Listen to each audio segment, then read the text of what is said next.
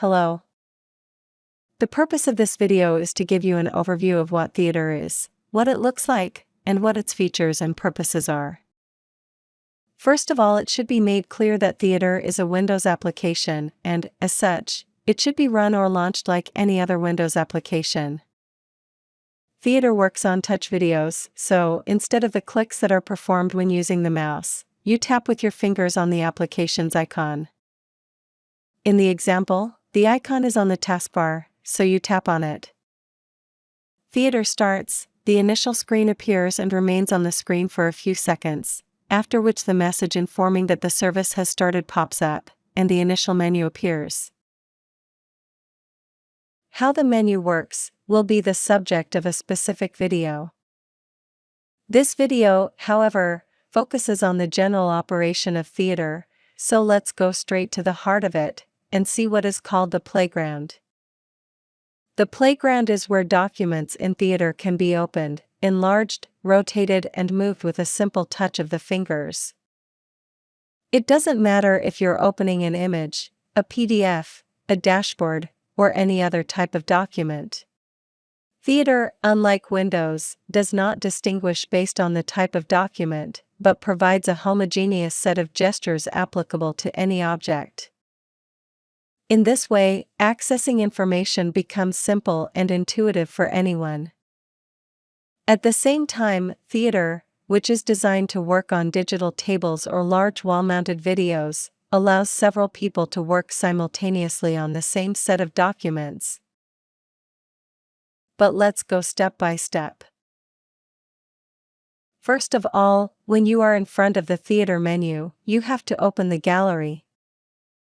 The gallery is the container of images, PDF, catalogs, dashboards, Word documents, Excel, or PowerPoint, 3D models or movies that can be brought on the playground to be examined. The content of the gallery is linked to the user who is authenticated in Windows and who, at that moment, is working on theater. Each person, with the appropriate permissions to work on theater, can access their specific set of documents. A special video explains, in detail, how the gallery works, while many other videos go into the specifics of managing the various types of documents. Here we simply observe how the gallery takes up the paradigm of the folder used by all the most popular operating systems, such as Windows, iOS, Linux, or Android. A folder can therefore contain documents or other folders, that in turn can contain documents, and so on. By making a tap on a document, of whatever type it is, this is brought to the playground where, simply, always using your fingers, it can be enlarged, moved, turned, placed on one of the sides of the video, shrunk and, when no longer needed, closed and removed from the playground. There are two basic gestures. Using a single finger, a document can be docked and moved.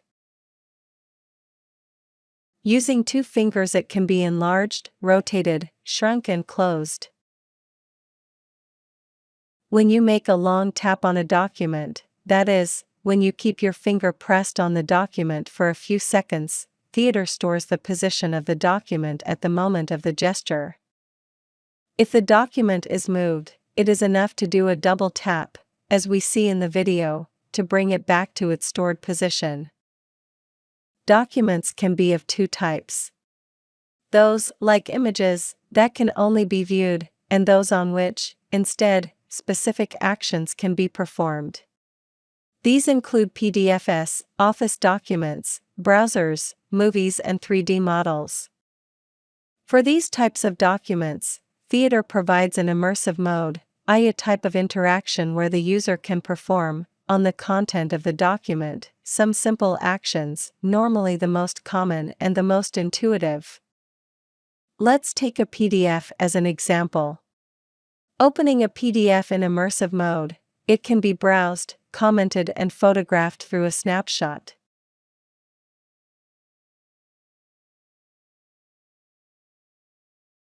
In the case of a 3D model, immersive mode allows you to use 3 fingers to change the point of view.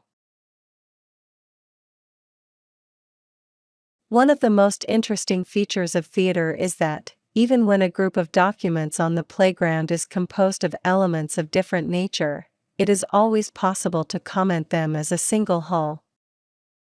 We see in this example an image, a PDF, and a browser open on a newspaper page.